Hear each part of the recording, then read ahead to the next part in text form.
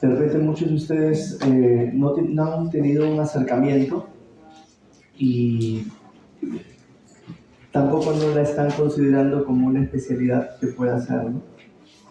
Realmente la neurocirugía es una especialidad que apasiona mucho, porque nos permite tratar quirúrgicamente las enfermedades cerebrales y las enfermedades de la columna. Las enfermedades cerebrales que más se operan son las hemorragias cerebrales. También existen los aneurismas cerebrales. Lamentablemente también existen los tumores cerebrales, generalmente malignos, los cuales no tienen un pronóstico actualmente tan prometedor. Y también la neurocirugía trata las enfermedades de la columna, que son muy comunes actualmente, ¿no? Sobre todo lo que son las hernias lumbares, las hernias cervicales, las estenosis del canal lumbar, del canal cervical, los accidentes que causan traumatismos vértebro-medulares, que muchas veces causan secuelas, y también hay tumores en la columna, benignos y malignos. Entonces la idea es tener una precisión a grandes rasgos de estas enfermedades y de repente un poquito aspirar a que alguno de ustedes tenga el interés de hacer esta especialidad. Esta especialidad se puede hacer aquí en el Perú o en el extranjero.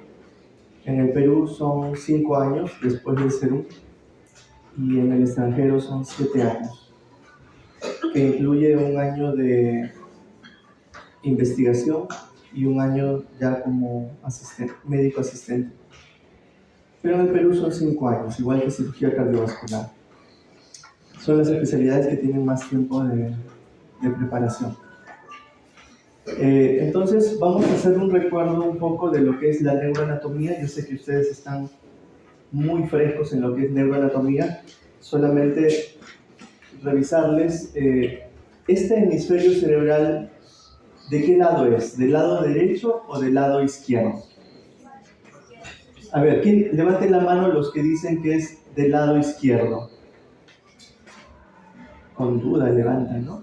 Levanten la mano los que dicen que es del lado derecho. Vamos a hacer la pregunta nuevamente. Cuando uno revisa una placa de resonancia magnética cerebral, uno más o menos se da la idea, ¿no?, de cómo es la neuroanatomía y también tiene que saber qué lado está revisando. Yo sé que al momento muchos de ustedes ven una tomografía cerebral o una resonancia cerebral o de columna y ven manchas, ¿no? No ven mucha cosa ahí. Entonces, ¿qué hemisferio es este? ¿Derecho o izquierdo? Izquierdo. Levanten la mano los que dicen que es izquierdo. Ya se están sentando. Es izquierdo, ¿ya? Esto es el polo frontal, esto es temporal. Aquí estamos viendo el cerebro desde la parte superior, como si hubiéramos hecho una hemicraniectomía. Pero el cerebro no solamente son hemisferios y no solamente son lóbulos, ¿no? Aquí tenemos el frontal, parietal, occipital, temporal, sino también son surcos y circunvoluciones. Y ustedes van a decir, ay, doctor, no está repasando esto ya pensé que nunca más lo iba a volver a ver, ¿no? Pero es importante porque existen en el cerebro áreas que están especializadas en ciertas funciones y están o en el hemisferio derecho o en el hemisferio izquierdo. A ver, ¿quién me puede decir cómo se llaman esas áreas especializadas del cerebro en general? Por ejemplo, un área especializada del cerebro es el área del lenguaje. ¿Ya? Un área especializada del cerebro es el área motora. Un área... ¿ah? El área auditiva. ¿Ah? Auditiva. El área auditiva, o sea, hay varias áreas especializadas del cerebro que nosotros tenemos que salir de estas clases sabiendo en qué punto del cerebro se encuentran. Esas áreas, que son áreas especializadas, se llaman áreas elocuentes. Áreas elocuentes. Entonces ya hemos dicho, ¿no? Un área elocuente es el área motora, otra área elocuente es el área sensitiva, el área visual, el área del lenguaje, el área gustativa, y tienen su zona, ¿no? ¿Aquí alguien sabe alguna área elocuente de las que he mencionado en qué zona se encuentra? A ver, sí, saben, porque han llevado anatomía, ¿no? Les han dicho esto es área motora. Por lo menos saben dónde está el área motora. ¿Dónde está el área motora? ¿En qué lóbulo? ¿En qué lóbulo está el área motora? ¿Ven? Creo que voy a tener que hacer un poco más. Bien. Entonces tenemos circunvoluciones. Aquí tenemos, ¿cómo se llama? Este surco.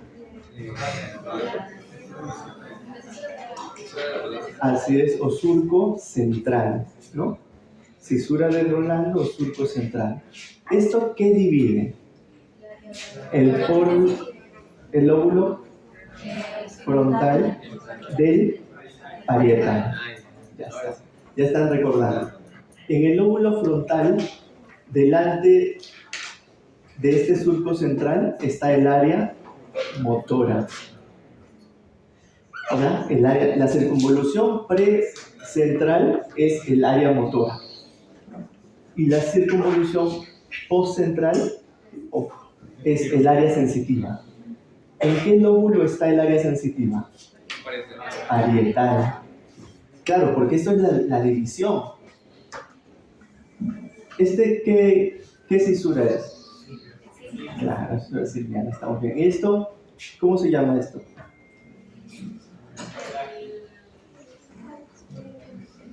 Cisura interhemisférica. ¿Ya? Entonces, no se asusten tanto porque esos tres nomás quiero que se aprendan. En base a esos tres vamos a trabajar todas las áreas elocuentes. Entonces, ya aquí tenemos, como le digo, viendo desde la parte superior y aquí vemos el surco central, ¿no? Que separa qué lóbulos, frontal y parietal, y delante del surco central, ¿qué área elocuente está? El área motora primaria. Y detrás del surco central, ¿qué área elocuente está? Claro. Perfecto. Aquí estamos viendo desde la parte posterior, estos son los lóbulos occipitales. ¿Qué área elocuente se encuentra en el lóbulo occipital? Área visual. Ahora aquí en los lóbulos temporales, medialmente tenemos el hipocampo. ¿El hipocampo qué función tiene? La memoria. ¿Y esto de aquí qué cosa es? Esto que estoy señalando. El cuerpo calloso. ¿Y esto de aquí?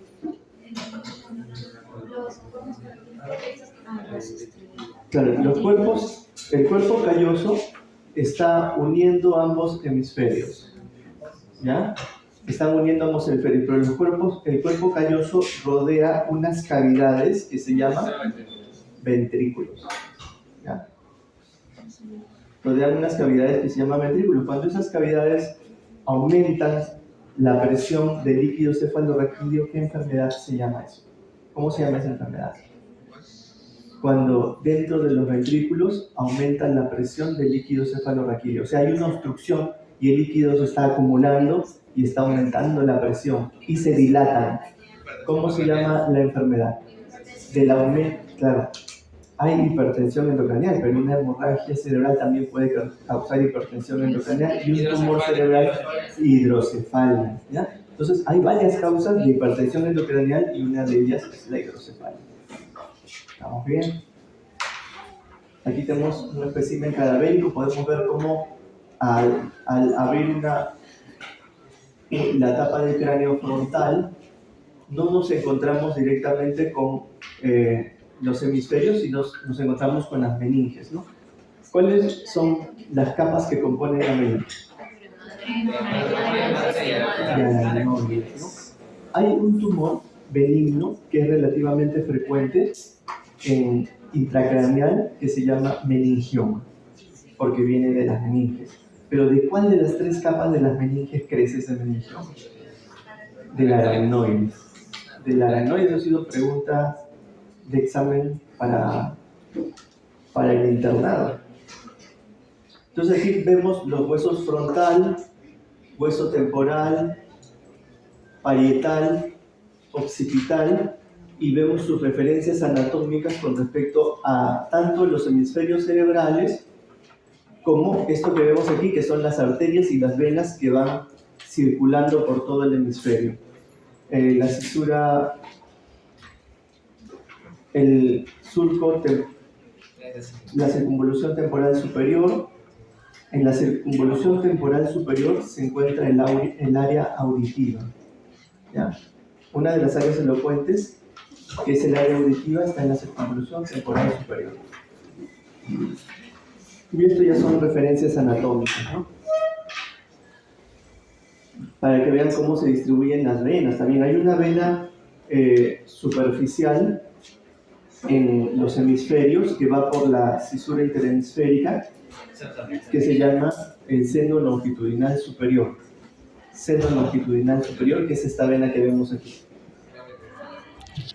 Estos especímenes anatómicos, cadavéricos, se han realizado inyectando una sustancia de color tanto en las arterias como en las venas, y por eso que se puede ver en este caso las venas de color azul y las arterias de color rojo sobre los hemisferios cerebrales. Entonces aquí estamos, el surco central, la circunvolución precentral, que es el área motora, la postcentral es el área sensitiva, la cisura de Silvio, la circunvolución temporal superior, donde está el área auditiva. Ahora, el área del lenguaje tiene dos zonas, el área del lenguaje expresivo y el área del lenguaje comprensivo. ¿Cómo se llama el área del lenguaje expresivo? Área de Broca. Y el área del lenguaje comprensivo de Wernicke. Entonces, sus localizaciones también están, vamos a verlas ahora. El área de Broca está en la pars triangular, que está en la base del lóbulo frontal. Y el área de Wernicke está en el gyrus angular, que está entre el lóbulo parietal y el lóbulo temporal. Esas son las áreas del lenguaje. ¿Por qué es importante para alguien que va a ser neurólogo o neurocirujano conocer estas áreas? Porque al ver una resonancia o al ver una tomografía, el médico puede saber qué áreas están lesionadas. Por ejemplo, en un caso de un traumatismo encefalocraniano grave. Aquí vemos cómo se ha podido hacer un corte justo en el centro. Este es ¿cómo se llama esta vena que va en el centro entre ambos hemisferios? Sagital superior. Seno longitudinal superior, ¿no? Estas son ramas de la arteria cerebral anterior que van sobre el cuerpo calloso. ¿Cómo hemos dicho que se llama esta cavidad? Ventrículos, ¿no? En los ventrículos se forma el líquido cefalorraquídeo a partir de los plexos corrideos, ¿no? El líquido cefalorraquídeo es un ultrafiltrado de la sangre, del plasma. Entonces aquí, bueno, vemos, aquí está el cuerpo calloso, la vena cerebral anterior sobre el cuerpo calloso, el ventrículo lateral, y aquí ya vamos hablando con un poco más de propiedad. Esto es el ventrículo lateral derecho, y aquí tenemos los ganglios basales. Los ganglios basales, el más conocido es el tálamo. Entre los ganglios basales va pasando las fibras del área motora. El área motora se inicia en la corteza, en el giro precentral, en el lóbulo frontal, y circula entre los ganglios basales, entre el tálamo y el globo pálido, y se dirige hacia el tronco encefálico. Ahora, el área motora en el tronco encefálico hace una decusación. ¿Qué significa que hace una decusación? Que las fibras cruzan Que cambia de lado, ¿no? Un 90% de las fibras motoras del lado derecho están yendo al lado izquierdo y del lado izquierdo están yendo al lado derecho. Por eso, cuando hay una lesión del área motora derecha, el paciente que en el examen clínico que le encontramos, Una hemiparesia del lado izquierdo. hemiparesia o hemiplegia, ¿no? Bueno, aquí estamos viendo cómo se está abriendo el espacio interhemisférico. Este es el seno longitudinal superior que en los casos que realizamos cirugías que tengan que estar cerca de esta vena, cuando se rompe, el sangrado es masivo y también si no se repara rápido se puede perder al paciente. ¿Esto qué vendría a ser? Entre los hemisferios, cuerpo calloso.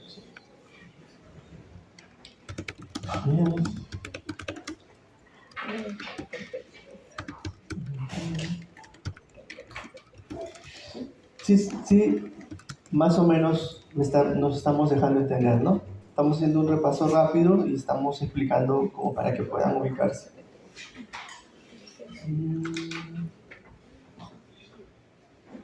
Ahora, este es un corte estricto de la mitad, ¿ya?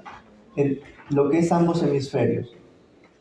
Cuando nosotros vemos un corte así, que se llama un corte sagital en la resonancia magnética nuclear cerebral, hablamos de dos compartimentos. Uno que es este, que se llama espacio supratentorial, y esto es el espacio infratentorial.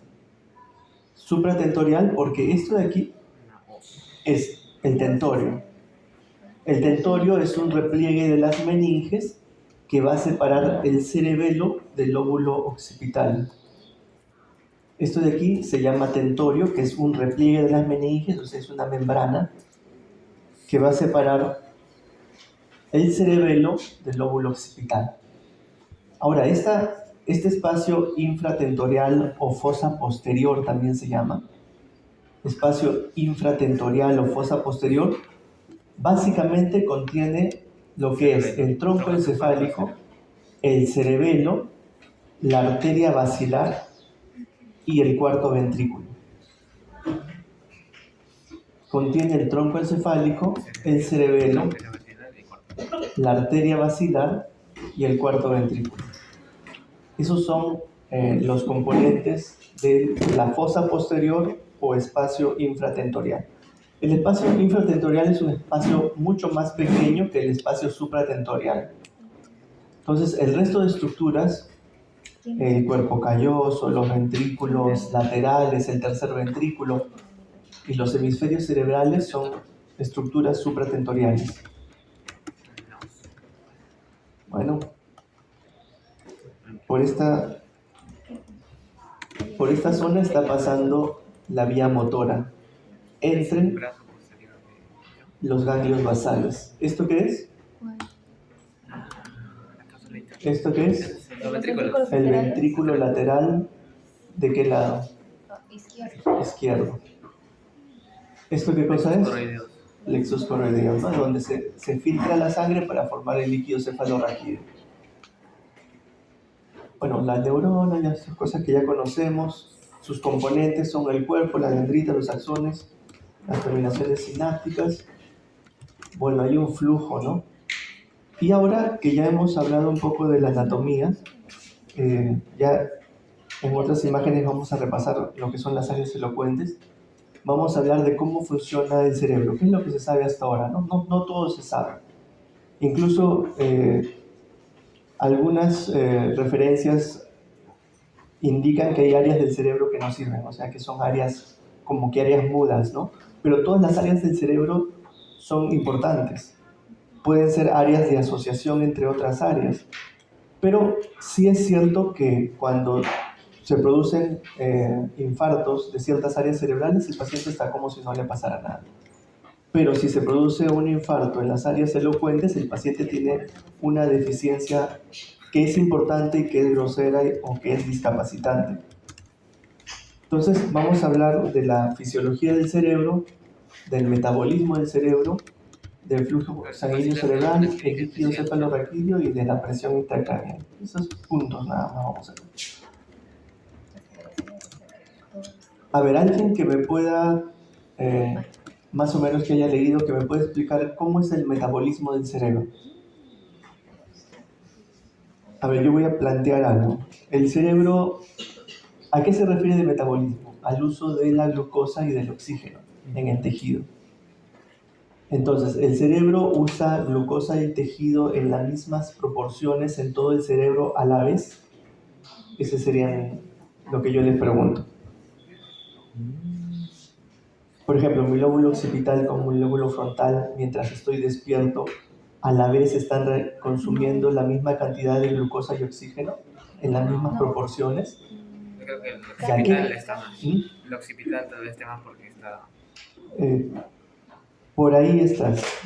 Claro, no consume la misma cantidad de oxígeno y glucosa. Pero, qué tiene que ver en que consuma un área más o menos? Mayor actividad. De que esté funcionando. Claro, si yo estoy corriendo y estoy escuchando música mientras corro, ¿cuáles son los lóbulos que están teniendo más metabolismo cerebral? A ver, ya lo hemos dicho. El lóbulo occipital. Ya, vamos a decir que estoy corriendo y por un momento he cerrado los ojos y solamente estoy escuchando música. ¿Qué lóbulos están funcionando? El frontal. El temporal, ¿y cuál más? Si estoy corriendo, pues estoy corriendo. Frontal. Frontal. Y el frontal, ¿no? El área motora. Claro, entonces así de esa forma el cerebro funciona. Las zonas que se están utilizando son donde más se está consumiendo oxígeno. Entonces, vamos a pasar esto. Pero no vamos a ir tan. Entonces, las neuronas poseen un alto índice metabólico. El cerebro solamente representa el 2% del peso corporal total. ¿Cómo una parte tan pequeña del cuerpo puede recibir un 15% del gasto cardíaco? Solamente el cerebro en sí es el 2% del peso corporal, pero recibe el 15% del gasto cardíaco, consume el 20% de oxígeno que recibe el organismo en reposo y un 25% de la glucosa que consumimos. O sea, a pesar de ser el 2%, todo el organismo, vamos a decir, que trabaja para mantener el cerebro. ¿Ustedes han escuchado el término de muerte cerebral? A ver, ¿quién tiene una idea de lo que es muerte cerebral? Es un tema legal, ¿no? Una persona que se considera con muerte cerebral puede ser donante de órganos. Sí. ¿Sí? A pesar de que su corazón esté muy bien y sus pulmones estén muy bien y su hígado y sus riñones estén muy bien. El solo hecho de que el cerebro haya muerto, con los criterios que se conocen, hace posible de que incluso un familiar pueda aceptar que esa persona que fue sea un donante de órganos, de todos sus órganos. ¿Eso qué refiere? Que la persona ya no es la misma después de que el cerebro se daña. Incluso si el cerebro está dañado completamente, ya no se considera como persona viva. Entonces todo el organismo trabaja para que el cerebro se mantenga. Tenemos que es el 2% del peso corporal, que es utiliza el 15% del gasto cardíaco, o sea, de la sangre que el corazón está inyectando, y también utiliza un 20% del oxígeno que respiramos en reposo y el 25% de la glucosa que ingerimos. Bueno, con esas y la formación de energía que puede obtener el cerebro va a producirse la síntesis de proteínas y requiere energía pues para que se produzca todo lo que es su funcionamiento, ¿no?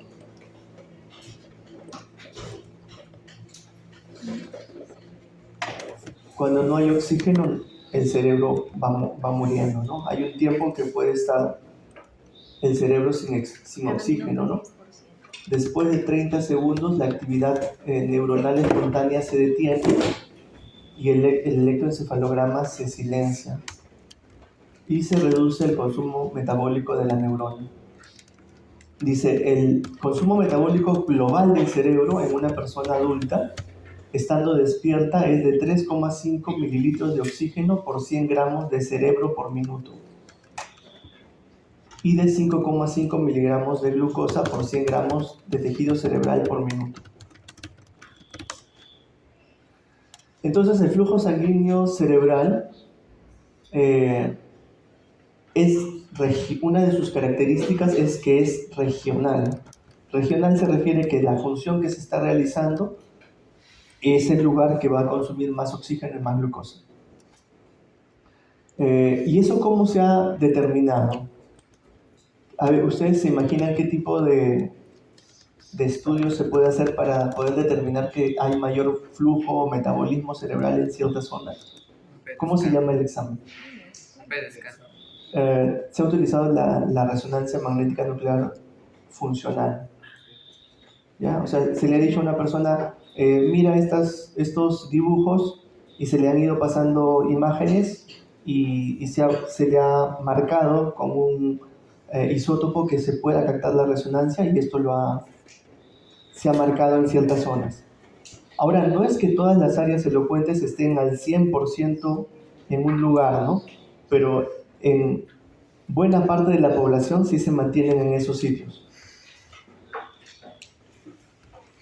Entonces, el flujo sanguíneo cerebral es regional.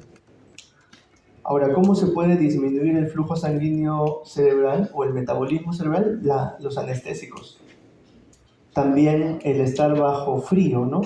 Cuando una persona cae a un lago congelado, tiene más tiempo de que se le pueda resucitar que una persona que cae a un sitio que no es frío. ¿Ya? Los valores para poder hacer reanimación puede pasar más tiempo y le pueden hacer reanimación y pueden salvar al paciente si el sitio es frío. Ahora eso va a disminuir el flujo sanguíneo cerebral, ¿no? Los anestésicos y la hipotermia. El flujo sanguíneo cerebral en un adulto es 50 mililitros por 100 gramos de tejido cerebral por minuto. Eso varía entre la sustancia gris y la sustancia blanca, pero el promedio es esto, ¿no? Que sea 50 mililitros de sangre por 100 gramos de tejido cerebral por minuto. Ahora, hay metabolitos, pues ¿por qué se llega a dar esto de que se consume más oxígeno y glucosa en ciertas áreas del cerebro? No solamente es que yo empiezo a mover mi mano, y mi mano derecha y mi área motora izquierda empieza a utilizar más glucosa, sino que también los vasos, las arterias que van pasando por esas zonas, tienen que dilatarse para que llegue más flujo. Y eso se media a través de vasodilatadores como el óxido nítrico,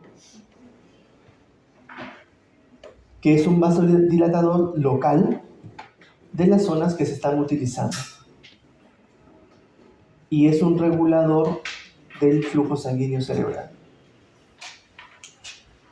La hipotermia, el flujo sanguíneo. Ahora, otro punto, ya entendimos más o menos que el flujo sanguíneo cerebral es regional y depende de la función que se está utilizando. Si yo solamente estoy viendo unos paisajes, ¿cuál es el área que tiene mayor flujo sanguíneo cerebral? ¿Qué lóbulo? El lóbulo occipital, ¿no? Ahora, la autorregulación del flujo sanguíneo cerebral se refiere a que existe una protección del cerebro frente a bajas drásticas de la presión arterial y también a subidas drásticas de la presión arterial. No siempre la presión que se mantiene en las arterias dentro del cerebro está en relación equitativa con lo que está pasando en nuestro sistema circulatorio. ¿Ustedes han visto alguna vez en emergencia personas con 200 de presión, con 110? Sí, ¿no? Y uno dice cómo está hablando esta persona o cómo está de pie. Pero lo que está pasando es que se está autorregulando la presión que está ocurriendo dentro de las arterias del cerebro. Ahora, también, ¿cuál sería el otro caso? Una persona que sufre un accidente de tránsito y está atrapada en los fierros del vehículo y que puede haber tenido un daño de la arteria femoral. Está perdiendo sangre, pero ustedes lo ven todavía conversando. Unos minutos más está conversando, pero si ustedes no llegan a encontrarle una vía y colocarle y tratar de parar la hemorragia y colocarle una vía venosa grande y un cloruro, el paciente va a morir.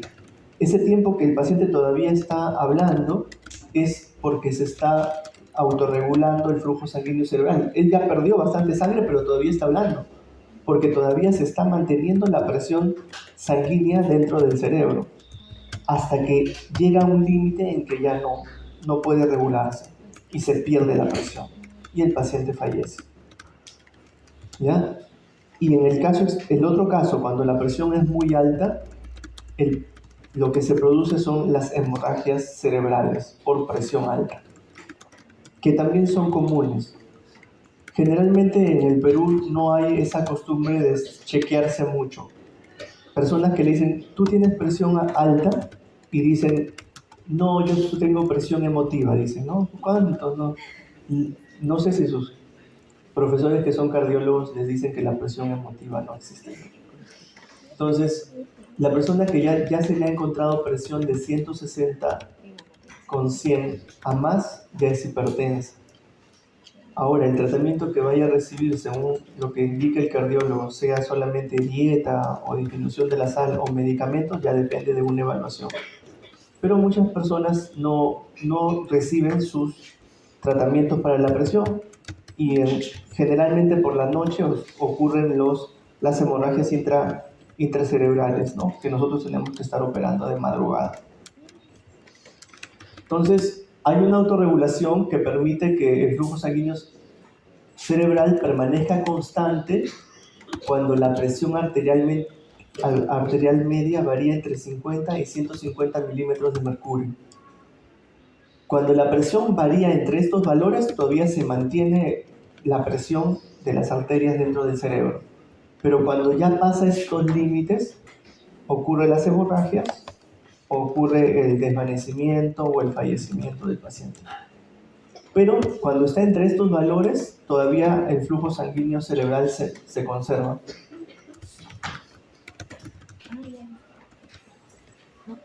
Miren aquí, entre 50 y 150 tenemos dentro del cerebro un flujo sanguíneo cerebral que es estándar. Pero cuando baja de 50 también ya el cerebro pierde, y cuando sube de 150 también el cerebro se daña. A ver, vamos a ver. ¿Cómo se llama esta área? ¿Qué hemisferio es este? ¿Derecho o izquierdo? El área de Broca. Izquierdo. Esto es área de ¿qué? De Broca. Área del lenguaje, ¿no? ¿Área del lenguaje expresivo o comprensivo? Comprensivo. Pues ya lo hemos dicho. El examen de esta sección no es un examen tan fácil. Y yo todo lo digo en la clase. Todo lo digo en la clase. Los que están atentos van a aprobar el examen. ¿Ya? Y el examen no es difícil tampoco. Es estar atentos nada más. Ya hemos dicho. Hay dos áreas del lenguaje. El área de Broca y el área de Wernicke. El área de Broca es el lenguaje y el área de Wernicke es el lenguaje comprensivo, ¿no? Estamos bien. Entonces aquí estamos, ¿en qué lóbulo? Frontal. Ya, ¿esto qué área es? La corteza motora primaria. Motora primaria. Área motora primaria. ¿En qué lóbulo estamos? Frontal. ¿Delante de qué surco? De Rolando o surco central. Si se daña esta área, ¿qué síntoma va a tener el paciente? Hemiparesis y parálisis. ¿De qué lado? Del lado contralateral. Derecho. ¿Esto qué área es? Occipital. Ah, no. Área visual visual. primaria. Ya. Estos son los ¿Qué lo pasa? ganglios basales, ¿no? ¿Esto qué cosa es? El plexo. Cuerpo calloso. Cuerpo calloso. Bueno, y aquí lo vemos, ¿no? A veces pueden existir tumores profundos dentro del parénquima cerebral. Esto, como poner un ejemplo, son unos tumores que se llaman cavernomas, ¿ya? O angiomas cavernosos. Si nosotros necesitamos extraer un angioma cavernoso y tenemos justo el surco central y tenemos el área motora y el área sensitiva, nosotros no vamos a quemar o a coagular o a hacer electrocoagulación de ninguna de estas dos áreas. Tenemos que pasar por los surcos que están laterales o podemos pasar oblicuos por un surco que no sea del área elocuente. Entonces, ¿cómo uno decide cómo realizar en neurocirugía, que es el tema que tenemos que tratar? Realizar la exéresis de un tumor. Tenemos que saber cuáles son las áreas elocuentes.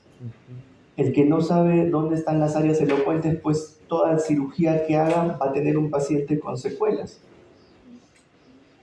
A veces han escuchado ustedes, uy, el paciente entró a operarse y movía todo y salió hemipléjico. ¿Qué pasó? ¿Qué pasó? Solamente hay una explicación. Se lesionó el área motora. No hay otra explicación, no es que tenía el área motora en otro sitio ni nada. Entonces, no podemos nosotros, siempre para realizar la exéresis de cualquier tipo de tumoración, sea benigna o maligna, debemos abrir el cráneo lo más cerca posible a la lesión, de un tamaño que nos permita no lesionar los hemisferios cerebrales, o sea, no hacer mucha retracción. Cuando nosotros operamos el cerebro, para poder llegar a las partes profundas utilizamos unas espátulas. Unas espátulas, ¿cómo vamos a decir? Son unos separadores, ¿ya? Que muchas veces son delgados. Esas espátulas entran dentro del cerebro y hacen hacia un lado y hacia otro lado del cerebro, y nosotros a través de eso con un microscopio sacamos el tumor. Entonces, si yo voy a hacer una craneotomía para sacar un tumor, lo primero que debo de cuidar es que esté cerca y que el tamaño sea suficiente como para sacar ese tumor. Lo segundo que tengo que cuidar es que no tenga que hacer mucha retracción del cerebro, no tenga que jalar mucho el cerebro. Y lo otro que tengo que cuidar es que no tengo que dañar áreas elocuentes. Y con eso podemos tener un resultado exitoso de la cirugía. Miren el área de Broca, el área de Wernicke, lóbulo frontal, la parte posterior del lóbulo temporal, ¿ya? El área de Wernicke. Aquí son angiomas cavernosos que están localizados en el lóbulo occipital, en el área visual. En los ganglios basales, en el cuerpo calloso también, en el tálamo. Y esos son todos los abordajes que se pueden hacer, ¿no? Y ahora vamos a hablar del líquido cefalorraquídeo. Buena parte de las cirugías que realizamos tienen que ver con hidrocefalia. Y la hidrocefalia es la acumulación a mayor presión de líquido dentro de las cavidades ventriculares. Algunos pensarán que la hidrocefalia solamente es enfermedad de niños, ¿no? De recién nacidos, ¿no?